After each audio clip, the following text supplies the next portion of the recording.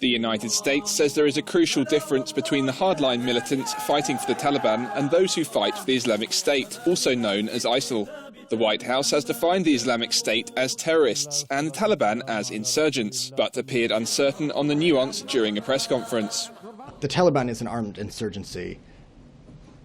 ISIL is a terrorist group, so we don't make concessions to terrorist groups. We feel the Taliban is a terrorist group?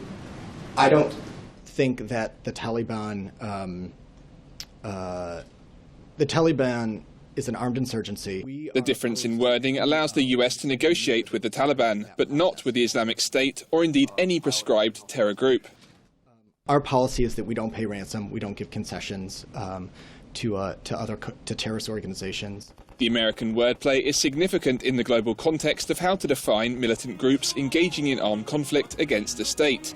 Palestinian group Hamas and Lebanese movement Hezbollah are two examples of prescribed terror groups.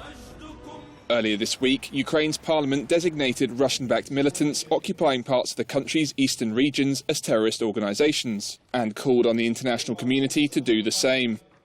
The Ukrainian parliament recognizes the Russian Federation as an aggressor state and calls on the international partners of Ukraine to recognize the so-called Donetsk People's Republic and Luhansk People's Republic as terrorist organizations. Groups defined as terror organizations by the US are also prevented from doing business with American firms, restricting their ability to purchase weapons and raise finance for future operations.